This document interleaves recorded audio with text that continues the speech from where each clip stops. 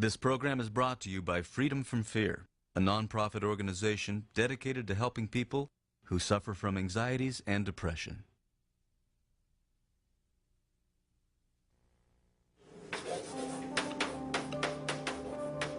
Remember back in high school, that quiet kid in the class who never raised his hand?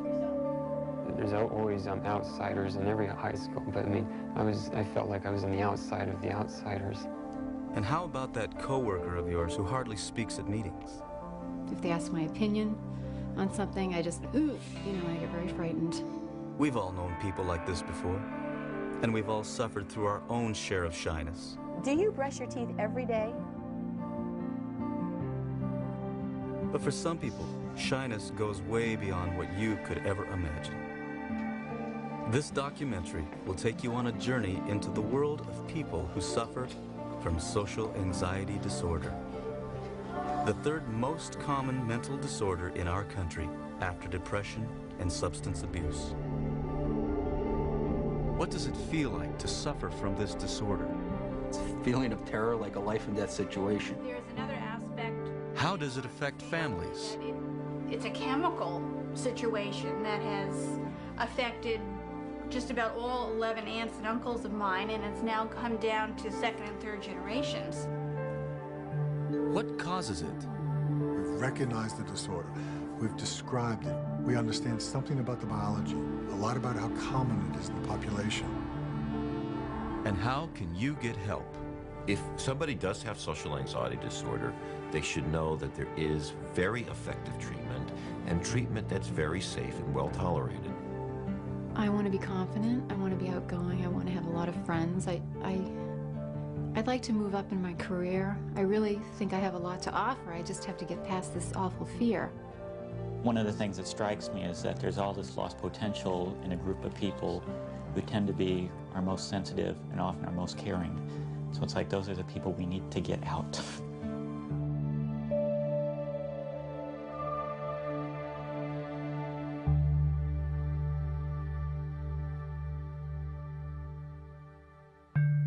When I get up on a Monday morning, I get up and I have my coffee, but I'm already getting nervous. I procrastinate. I spend a lot of time doing stuff around the house. I know I have to be there, but I try to prolong being home in my little comfort zone as long as I can. As I'm driving to work, I can feel the anxiety building. My stomach starts to get sick, and I start to sweat. By the time I get into work, driving up that driveway, I'm pretty much a mess. Going up the stairs, walking down the hall, I'm just dreading every moment of the day. Social anxiety disorder is one of 6 main kinds of anxiety disorder that we now recognize in psychiatry and psychology. It's actually the most common. It's also known as social phobia. Social anxiety disorder affects millions of people worldwide. It causes someone like Pam to feel intense anxiety in almost any social situation. If I get one wrong look from someone, I'm immediately going to think that I'm an absolute idiot and we're going to have to leave. People with social anxiety disorder become very overly sensitive about what other people are thinking about them. Interestingly, they'll often come in the office and say, I'm paranoid, but they're not paranoid at all. What it is they have tremendous interpersonal sensitivity. So every time they're around other people, they think that people are judging them because they think they're actually doing bad. Looking stupid, looking incompetent, being inarticulate, having people criticize them, even if it's not verbalized. The idea that people are judging you and criticizing you potentially or negatively evaluating you is a huge fear for these people. There's a range of severity, so people who have it to a more moderate degree can function, but with enormous effort and pain. They maybe can work, but they'll do something that's below their capabilities rather than have to interact a lot with other people. It's very hard to have friends. It's very hard to form an intimate relationship. It's very hard to socialize. For some people, the disorder manifests itself only in performance situations. But for others, it permeates every aspect of their lives. In the extreme, people become extremely isolated. They don't work. They end up on disability or being supported by their families. They'd be afraid to use public restrooms. They become afraid to eat in restaurants because they're afraid people may be watching them and they may spill their food or choke. We've seen people who are afraid to endorse a check in front of a teller because while the teller is watching, their hand starts to shake. Well, the checkout line is the worst, of course, and then other than that, you know, first going into the store, it's like I know it's not happening, but it's like all eyes turn, see who's coming in, and you know, and then walking around and then looking at stuff, you know, it's like I always feel like I'm, you know, under a spotlight. James lives at home with his parents and hasn't worked in 4 years. Just being out of his house for longer than an hour is sometimes more than James can bear. Social anxiety disorder has taken over his life. I felt a lot of times like just like a freak, you know, just because of this. I mean, how can you be so actually afraid of other people? I mean, it doesn't. I've never heard of that. We've all experienced moments of shyness, but suffering from social anxiety disorder and being shy are two very different things.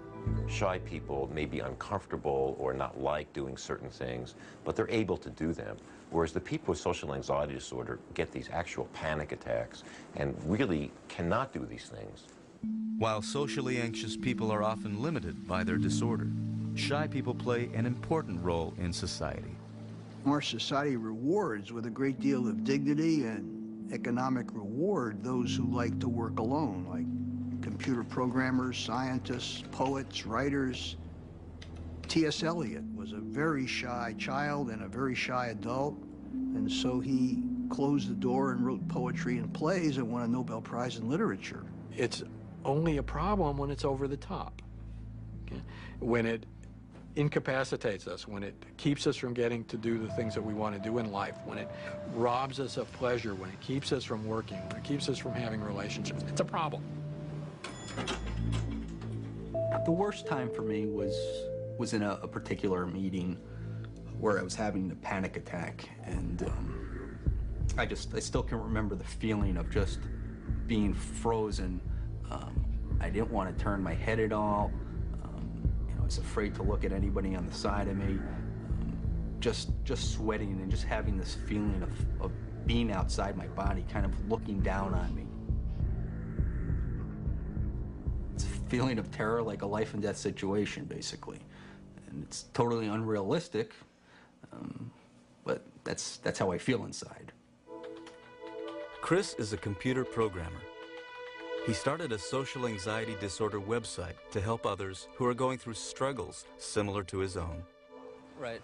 After years of battling with social anxiety, Chris considers himself 90% better. I feel that I've overcome a lot of the disorder, and I want to show other people that they can do the same. I've come a long way from where I was in the past, and I'm able to handle it. I'm not 100% cured, but I'm able to handle it a lot better. Barb knows social anxiety as a psychologist and as a patient. She lectures on the importance of self-acceptance in overcoming anxiety as she struggles to find that acceptance within herself. I'm a psychologist. I should be able to have myself more together. Just feeling like that somehow that's not cool, you know, but, you know, I'm sure doctors get sick and have to go to doctors and get antibiotics, so why wouldn't psychologists have mental health problems too? One of the hardest things for someone with social anxiety to do is get up in front of an audience. Today, Barbara is doing just that, giving a presentation on social anxiety disorder for the general public. The anticipation of giving a speech is really the worst for me. Sometimes I'm a little bit reluctant and, you know, sometimes get angry or frustrated, like, you know, why do I have to do this? But I don't really have to. I'm choosing to. And part of it is growth. That's why I keep doing it. Today's presentation is about people who are painfully shy.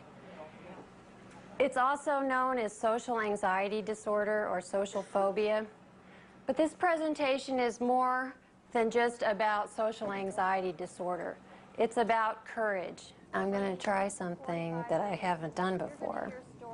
I'm going to try to share some of my own experiences, but it's going to be hard.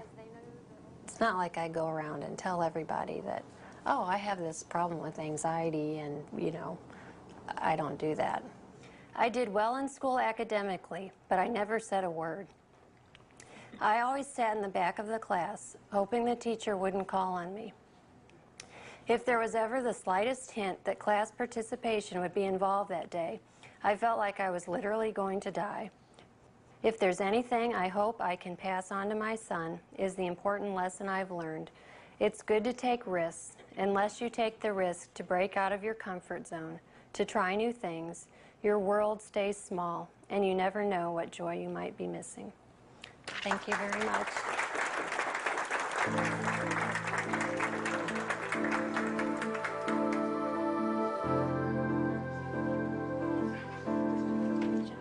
When I'm done and it's over, a lot of times I just feel this huge relief.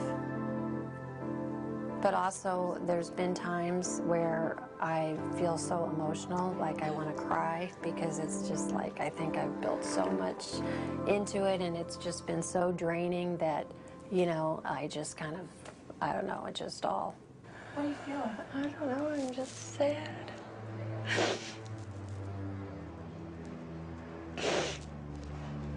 I guess just talking about all the painful times, I don't know. I'm just wondering if I did the right thing to do that. It's so much easier just to stay and be the professional.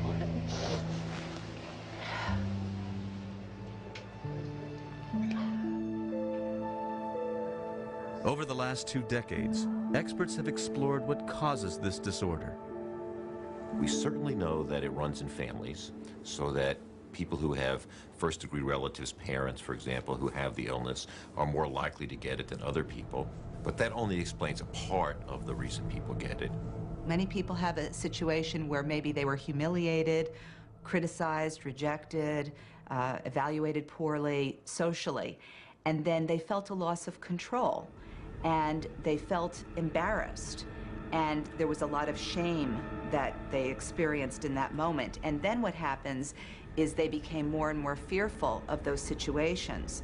And so more avoidance took place, or just negative perceptions of situations like this. And so they started to then develop almost like a conditioned response to their fear. Of all the adults or adolescents that a psychiatrist would say have social anxiety or social phobia, some acquired it. They didn't have any special temperamental or genetic bias, but some did. The temperamental bias, which is inherited, is not for shyness. What you inherit is a tendency to overreact to anything that's new, novel, unfamiliar. We know that a particular circuitry in the brain of animals is reliably triggered when those animals experience fear in particular laboratory situations, something called conditioned fear. And it specifically involves a brain structure called the amygdala, which is kind of the central part of the brain for fear responses. This structure always fires when anything new happens. You hear a sound you didn't expect, you see a sight you didn't expect, a smell you didn't expect.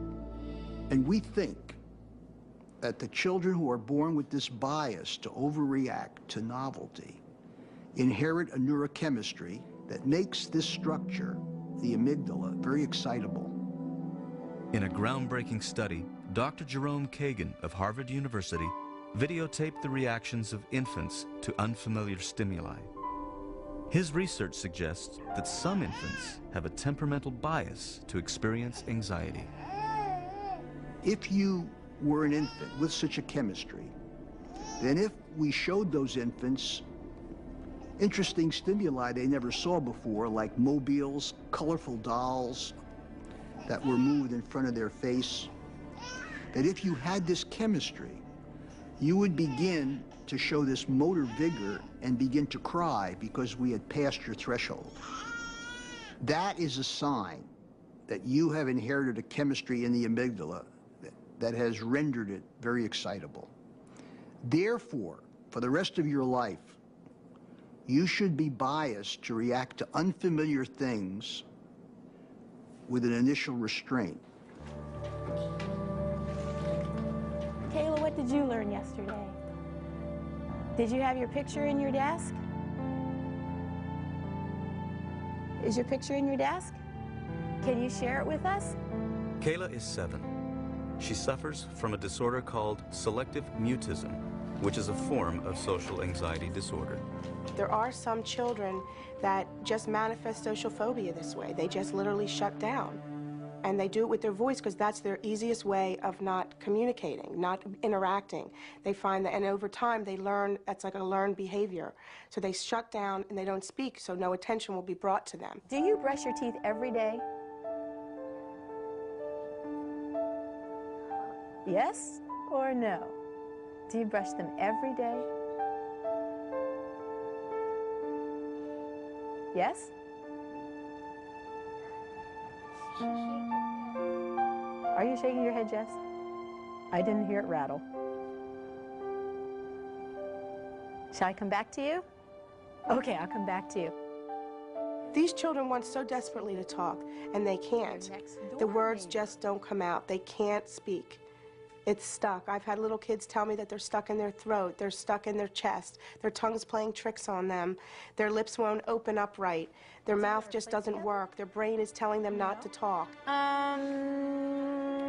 Brad, who's your neighbor? When I watch my daughter in the classroom, it's very painful to see her struggle and not be able to interact with the other children like they do, and just breaks my heart.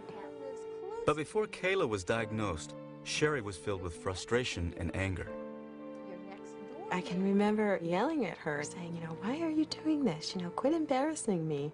And I really thought that it was some kind of control, that she was doing this almost on purpose. I mean, this child was suffering from major anxiety, and I just didn't understand. It's often difficult for parents to tell that these children have social phobia or selective mutism. Reason being because at home they're comfortable and they're totally fine. And I go first. They're often bossy, they're stubborn, they're very assertive. You got that one. Oh. Everybody got you. Give me $1. Which guy am I? Sherry has suffered from anxiety for many years, but she didn't associate her feelings of fear with Kayla's behavior. And then one day, she had to give a speech to a classroom full of her peers, and reality hit. The fear that took over my body, I mean, I was literally feeling sick, I was sweating, and that's when it brought so much light to me. I'm like, oh my gosh, this is what my daughter is feeling every single day. Close to you. In the majority of cases, this anxiety is hereditary. It's passed on from one family member to the next. So when these parents find out that the symptoms that these children have are due to anxiety, it makes them take a step back and realize, this is me, this was my brother, this was my sister. All of these things that my child is going through is what I went through and what I'm feeling. It's just been a real eye-opener for me. I've learned so much about myself. It helps me to understand myself better. And mostly it helps me to understand Kayla. This is me on the map of my room. Natalie is Kayla's best friend in school. I cherish their friendship because Kayla has come so far this year. And a lot of the credit goes to Natalie and to her teacher, Mrs. Decker. All she keeps saying is no. These children tend to bond with very outgoing children because they will do the speaking for them. And that's what you see with Kayla. You see Kayla having bonded with Natalie. Well, when she's shy to talk, she just tells me and she whispers it to me and I say it for her. Where's the Pacific Ocean?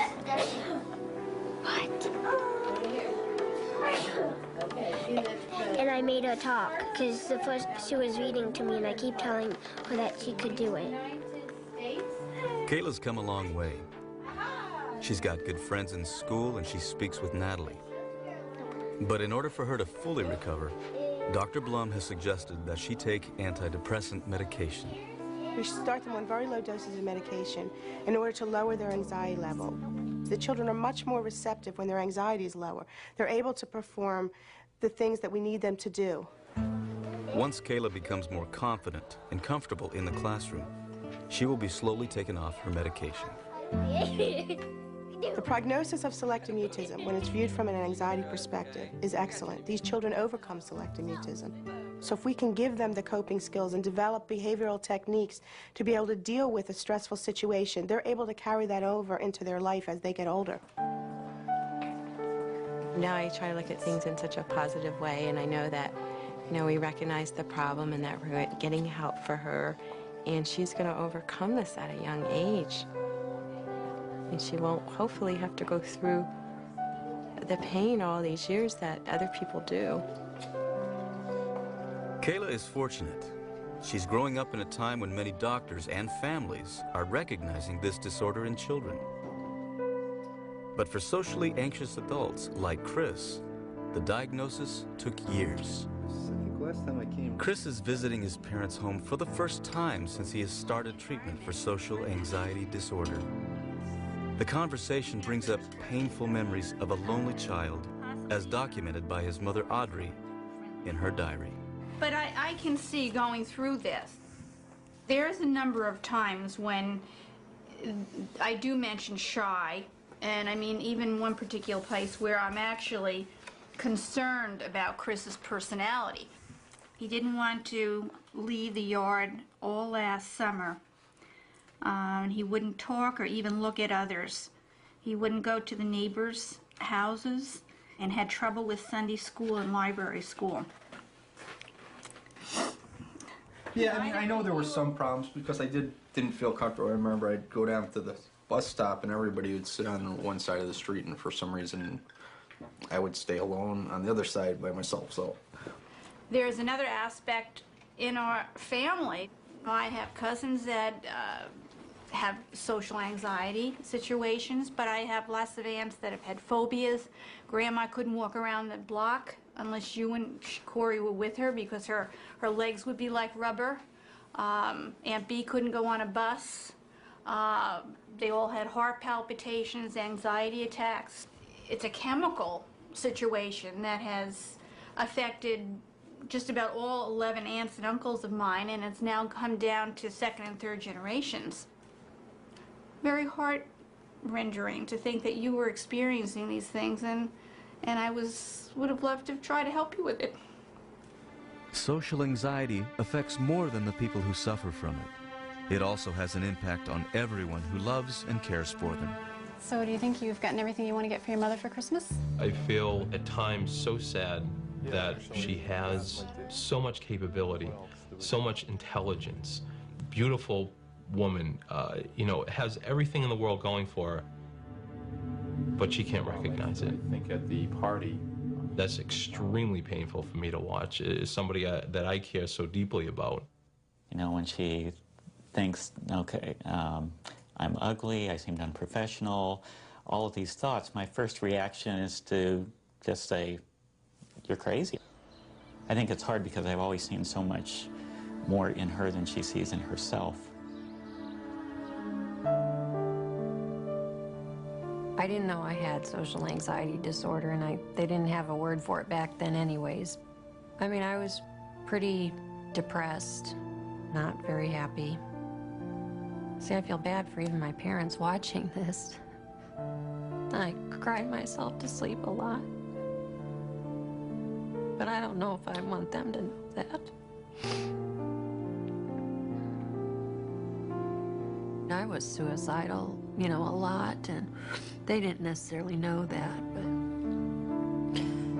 I mean, I think I have it over in my high school yearbook that I wrote some letter in there. I think maybe I've hidden it that I would kill myself at a certain point if things didn't get better.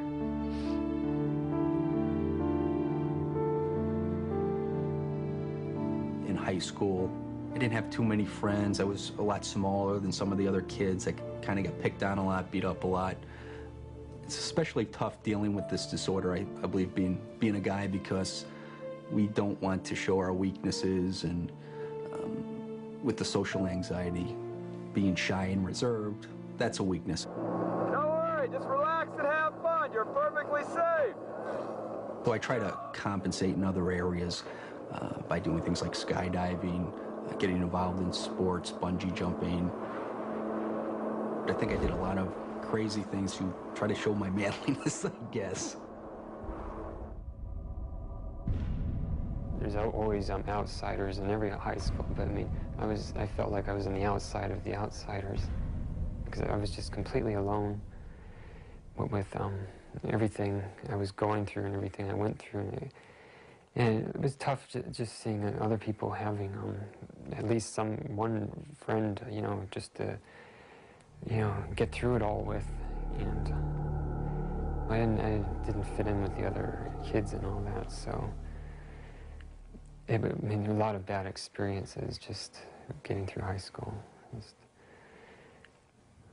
When we went looking at colleges, I picked the easiest thing I possibly could, the closest thing I possibly could, when, you know, at that time in my life, I should have been looking for something challenging and exciting. And I went to secretarial school. It was the easiest thing I could think of. I knew how to type, I knew how to do all that stuff. I wouldn't be threatened, I wouldn't be challenged, and it would be easy. I further progressed in college. I would miss my classes. I'd sleep on the couch all day. Just a lot of depression. I drank a lot. If I drink, then it'll eliminate some of the anxiety. Feel a little more comfortable talking to people. One study showed the median age of onset of social anxiety disorder was age 13. That means that there were a lot of shy, anxious, socially inhibited children who are probably labeled by their teachers as model students because they're not disruptive, they don't disturb anybody, they're quiet. And it's probably not recognized that these children are terrified to raise their hand, having a lot of trouble making friends because they get nervous in these social situations. And these children have a very, very high risk to grow up, to continue to have these problems, to develop depression, and also to develop substance abuse problems, because a large number of people with social anxiety disorder realize, unfortunately, that alcohol is one way to calm you down in a social situation. So we really want people to pay attention to this, even in school-age children. For socially anxious children like Pam, Chris, James, and Barbara, there was no diagnosis and no treatment. Constant anxiety caused them to develop other disorders like depression. And the way to deal with acute shyness, they were told, was to pull yourself up by your bootstraps. Get over it, snap out of it. I don't think that really works, but that's our attitude toward people with mental health problems, behavioral problems, and emotional problems. So that I think that people tend to think, well, this is just the way I am, and I'm going to get laughed at if I try to get help for it. I went to visit my friend in Western New York, and she had one TV channel on her TV. And all of a sudden, this commercial came on for a social anxiety series of tapes that was supposed to help you get past this social anxiety. And they started listing the symptoms. I said, oh my God, that's me. That's me on that tape. I started to cry because there was a name for it. I'm sorry. It's been so many years.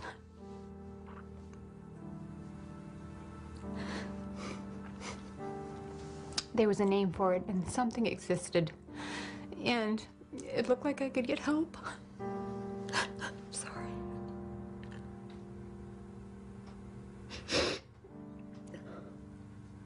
Social anxiety disorder was misunderstood for years until 1985, when Dr. Michael Leibowitz published a paper about its devastating effects.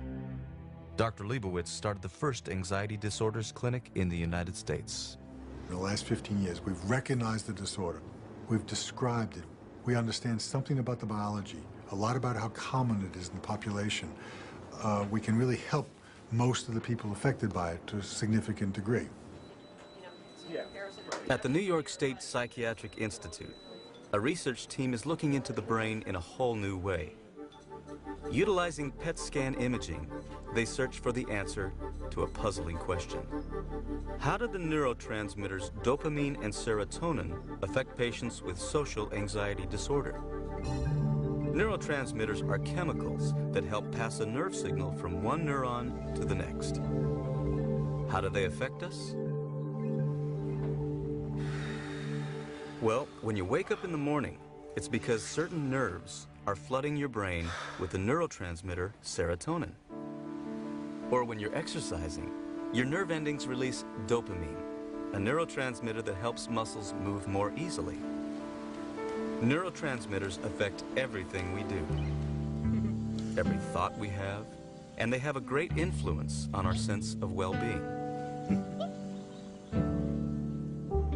Think of a neurotransmitter as an electronic messenger that passes a nerve signal from one neuron to the next, throughout the entire body. In order to do its job, it has to move through a small gap between neurons called the synapse and get absorbed by the next neuron. But sometimes, for reasons scientists don't yet understand, that doesn't happen. And when it doesn't, people experience a myriad of problems, including the effects of social anxiety disorder. The reason that really I'm focusing now on serotonin is due to the success of the serotonin reuptake inhibitors, and those are drugs which are all currently being used in the treatment of social phobia. Dr. Kent uses PET scan images in the hope that she can see how the group of antidepressant medications, known as the SSRIs, help neurons absorb serotonin. She starts by doing a baseline PET scan on patients prior to treatment with the SSRI drug paroxetine. In the second column here, we see the baseline PET scan, or the first PET scan that was done before treatment was instituted. And the hot areas, or the brightest areas here, are the areas of the greatest binding or greatest density of the serotonin transporter. After 3 to 6 months of treatment with paroxetine, on rescanning these patients, these images show a significant reduction in hot spots or brightness, indicating that those sites now are occupied by the drug, paroxetine. It does suggest that, at least with this drug, that there is very, very high occupancy of those brain sites. And so you can really see the mechanism of action of how this drug is working in the brain. All the patients really were feeling significantly better and actually functioning better in their social lives, and really overall much less anxious. Social anxiety disorder shows some difference in symptoms around the world. Dr. Roberto Luis Fernandez studies the impact of social anxiety disorder on different cultural groups, and he's found some surprising distinctions. In some Asian groups, for example, the concern is much more about the impact of your symptoms on somebody else, how they feel embarrassed or uncomfortable by you. Whereas here in the United States, it's often about feeling embarrassed yourself. Cultural differences influence how we view social anxiety disorder. They also influence what triggers it. In U.S. Latinos or Latin Americans in general, dancing is very important, and a lot of people I see come in because they're concerned about feeling embarrassed about the way they dance in front of other people. ¿Habla usted español? Sí, hablo un poquito. For new immigrants, social anxiety can be triggered as a reaction to a foreign environment. People who migrate might have been in their countries of origin somewhat shy, but not to the degree where it would have caused a problem. But after migration, they might feel much more difficulty in social interactions because they have to deal with following a new set of social rules, which they may not completely know about or feel comfortable with. Whereas if they had not been in that migrant situation, they may never have had social phobia to that degree or even have received the diagnosis. There are two kinds of treatment that have been proven by good, rigorous scientific studies to be effective. One is a type of psychotherapy called cognitive behavioral psychotherapy, and the other are medications, particularly medications that we usually call antidepressant medications, although we now know that they're useful for anxiety as well. The medications maybe have a little bit of edge in terms of how potent they are, but the cognitive therapy looks more durable in terms of its effects after you stop. So there may be ways to combine the two to really get the best of both worlds. Medication and psychotherapy are intended to change the person, and the person is part biology, part psychology. Dr. Richard Heimberg, director of the Adult Anxiety Disorder Clinic at Temple University, uses cognitive behavioral therapy with socially anxious adults. In this form of therapy, patients learn to change the way they feel by changing the way they think. She won't go out with me. She'll have changed her mind by the time I call her. Okay? Those very, very negative predictions. Right. And the outcome in truth was? She went with me. Pretty amazing how different those things can be, isn't it? And this therapy assumes that part of the anxiety response in adults affected by this disorder is a learned behavior. And like many other learned behaviors, it can be modified through training. a very important piece of cognitive behavior therapy is not only talking about situations, but actually doing and learning by doing. Is she somebody that you would like to call again? Definitely. Okay. Well, how about we set that up as an agreement between us that you'll call her this week? Sometime in the next day or two, in fact, let's say, because you don't want too much time to pass. Okay, I guess. Will you agree to do it? Yeah, I'll try. Will you agree to do it? Yes. Yeah. Okay. Over time, patients learn to replace their negative, anxious response to social situations with a more appropriate one. The first step in getting better is often the hardest, finding the courage to ask for help. At least now I want to do these things, you know, to reduce the anxiety. Absolutely. I think you're on the road to recovery, you know. Not only that, but just coming here and doing what you're doing is very courageous. And desperation. You could call it desperation. What do you feel better, calling it desperation or courage? What's going to make you feel better? They're both correct. Well, I guess whatever people want to call it. Yeah, to me, it feels desperate, though. It feels desperate. But if you said it courageous, say courageous. Courageous. Say desperate. Desperate. Which feels better? Well, not what feels more real. What feels better? Courageous feels better. I mean, it's a better thing. You know, it's so that feels, you know, better. But it feels desperate. Yeah. Where you need to go in your thinking is to start balancing that negative thinking, that it's desperate, to one of courageous. They're both correct. Yeah. But the other way is going to make you happier. I see. I never thought of it that way before, that they're both correct. Yeah. To me, it just seemed desperate, and that was it. Right. Well, think about it as courageous. Okay. Okay? Just 2 months after beginning cognitive behavioral therapy, James starts seeing results. Today, I'm going to a grocery store because that is something that has been hard for me to do in the past. I feel like I've made some progress, you know, in dealing with social phobia. Just like trying to face the things I used to avoid before. I've been using a lot of techniques that I learned from a therapist. I'm seeing a Dr. Caton. One of the ones that helps me a lot is just to remind myself, you know, even if I do feel anxious and, you know, even if it is noticed by other people, that it's not the end of the world. And, you know, I just think, so what, you know, even if they do see that, you know, about me. No, it's cash. Thanks. You too. It wasn't as bad as I thought it was going to be. I'm learning that about a lot of things lately. You know, nothing is as bad as it seems it could be.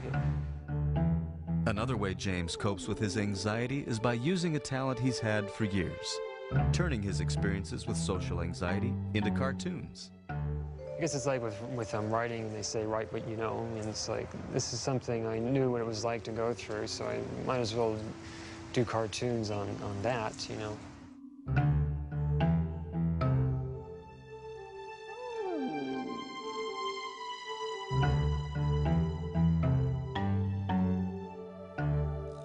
I can appreciate, you know, how awful a certain experience can be, but then find the humor in it and put it into a cartoon.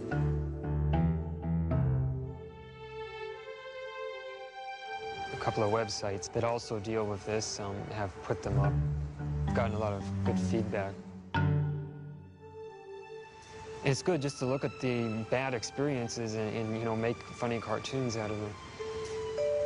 And if other people can look at them and maybe laugh too, and all the better. So many people there. Every time we go over. After years of living with anxiety, Pam has also decided to fight the fear. It's been about 4 weeks, I'd say, since you guys were last here. And I've started taking a medication, continue to see the social worker who's helping me with cognitive therapy. And I've had some ups and downs. Today, Pam is going to the hairdresser, an activity most women look forward to. But for Pam, it has been filled with fear.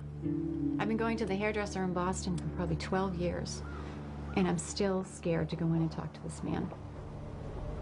The day before I go, I try to think of interesting things to talk about, so that when I go in and start talking to him, I feel like I have something interesting to say.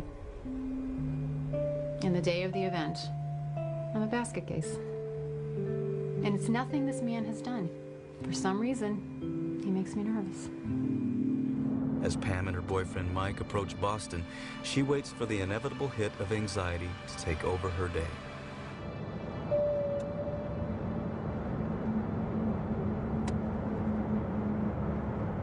Now this is interesting. Usually by this time my legs start shaking. At this point on the highway. In the drive? Well, yeah, because as we get closer to the city, I start getting nervous. Are you nervous yet? Well, a little, but not like usual. I think I'm getting better. Usually when we get to this point on the bridge, my heart would start pounding, I'd start breathing really quickly, and my legs feel like absolute jelly. Really? Yeah. And it's not happening now? No, it's not. That's cool. I mean, I'm a little nervous, but not, you know. See ya. See you a little while.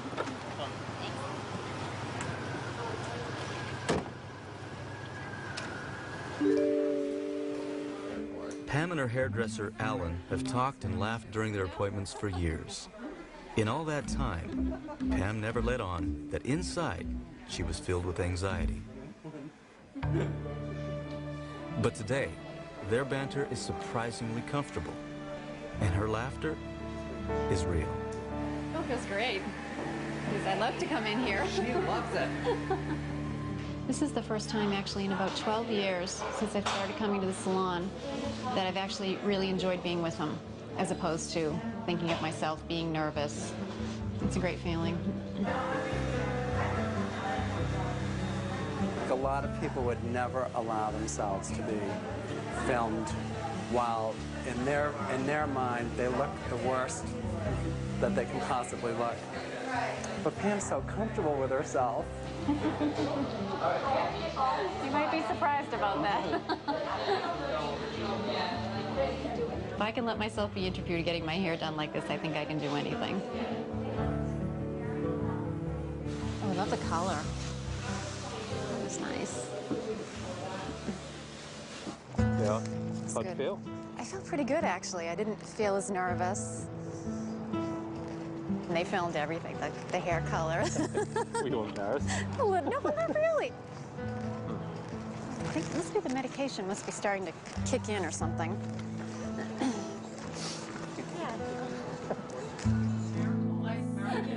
2 months later, Pam's feeling even better.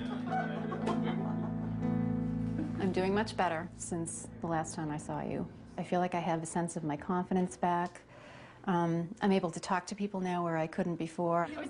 Going to a party at one point would really make me very nervous, and I would cancel more likely than go to the party. I'm much better with that. I can talk to people, even strangers. Yeah, I get up. I do get up early. I have a long way to go, and I have my ups and downs.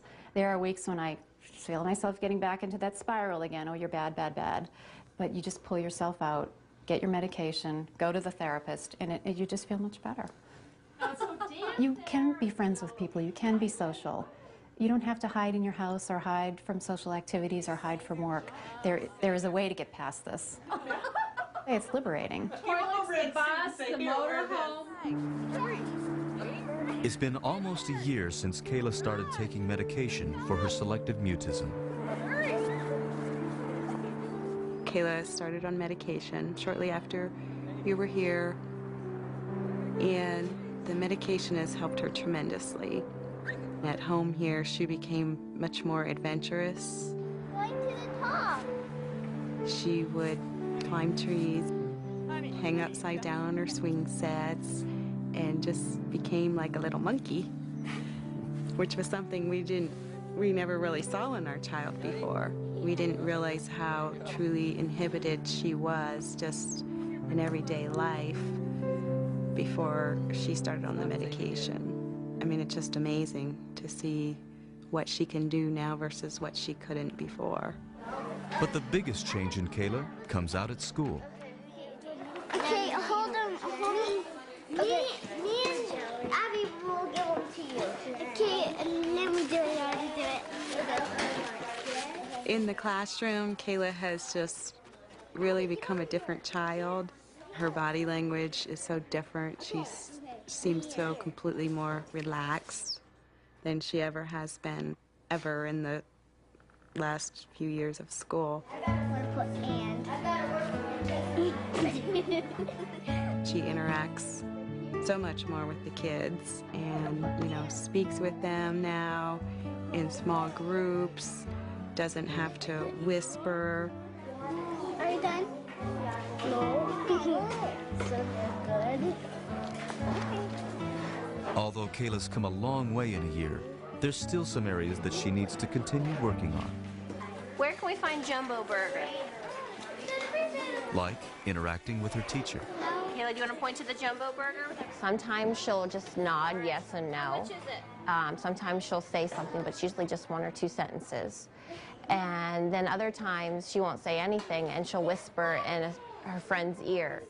And her friend will tell me, the answer. On Christmas morning, Sarah runs to her stocking. Okay. To help Kayla feel more comfortable with her teacher, her parents make tapes of Kayla reading at home that she shares with her teacher after school. On Christmas Eve, Sarah looks out her window. She makes a wish. By doing this, they hope to eventually ease Kayla into speaking with her teacher during class. Hopefully by next year we can get her talking out loud to the teacher and participating in class verbally in front of everybody. We'd be extremely happy. And I think that's realistic. Whether it happens in a year or not, I don't know, but she's certainly on her way there. Kayla is always going to have a shy disposition about her. She's never going to be able to walk into a classroom and yell, "Hey, I'm here." But just to have her being able to interact and speak freely with everybody, really, would just be a great accomplishment for her. And if she can't do it, you know what? We'll still love her the same. I found out about 5 years ago, I don't know, I was about 27, when I first found out there was a name behind it. I just was shopping in the bookstore and found a book called the Anxiety and Phobia Workbook, and it described my symptoms exactly. And then I started practicing some of the things that they recommended, learning what was happening to my body, learning how to control those bodily symptoms, and then also dealing with some of the mental thoughts that were going through my head and contradicting those thoughts. Once Chris started combining medication with his therapy, he began to notice a change. I didn't see any results for about 6 weeks, but after 6 weeks, all of a sudden I had this big meeting, and it was with the top 2 people in the company. Now, I I never have a meeting with those two, so it was like, what do these guys want? And so I go to the meeting, and I just couldn't believe. I mean, I did not feel nervous at all. At that point, that's where I knew that the medication was working for me. And I've been on it for about a year now, and I'm hoping within the next 6 months, I'm going to try to slowly get myself off of it and try to pick up on some of the therapy a little bit more. For many socially anxious people, like Chris, getting better means knocking down the walls of loneliness around them. When I first decided to ask Shirley to marry me, I wanted to do something different, something original. I was talking to my sister, and she thought it might be neat if I made a big sign on the building across from my apartment. So I thought, oh, that's a great idea. So I ended up making this big sign. I think it was about 30 feet. I went over to the building across the street from where my apartment was at. I went up there and started putting the sign together, and I had my sister and her husband across the way in my apartment. They were filming me and telling me if the sign was, it wasn't crooked, and make sure it was straight. Oh God, Chris. They were scared I was going to fall off the edge. Oh, this is so scary. Finally, I got it out there, went and picked up Shirley, brought her over to my apartment. I pointed out the sign, and she was like, oh, that's not for me, is it? And then I got down on my knee and asked her, and she said yes.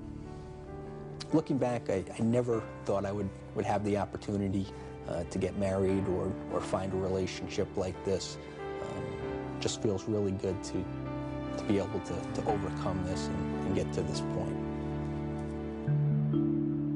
I've come a long ways. It's kind of a, just a little bit, a day-to-day progression. There's going to be ups and downs. There's going to be times where you feel like, wow, I'm making great progress. But then there's also times where you have setbacks and you feel like withdrawing again. For me, that's been important to realize that, okay, it's not just a total, linear progression upwards in terms of recovery. And the fact that I still struggle with it, I don't think in any way negates the progress that I've made or the progress that is possible that I still may make in the future. While there's no cure for social anxiety disorder, treatment can make a difference. What does that mean? They'll still have anxiety. They may still have more anxiety than, Joe Schmo next door who doesn't have a problem with social anxiety. But they have a very good chance of starting in a positive way along the road to doing those things that they haven't been doing, to doing it with a great deal less anxiety than they started with. And that's a huge step forward. As Barb continues to get better, she hopes to help others in the process. She and her husband Greg have written a book, Painfully Shy, which gives patients information on how to cope with the disorder. Greg is like the best thing that's ever happened to me, and we are a team. I feel like he saved my life, and getting married to me is kind of symbolic of the loneliness being over. I want people to know that there is hope and that don't give up. I mean, if I had known I was going to meet Greg, when I was a teenager, I would have okay, I'll just cruise through the next 10 years. But you don't know that ahead of time. And I mean, there's so many times where I thought, okay, I want to kill myself because I'm so miserable. And what if I had? I wouldn't have met Greg.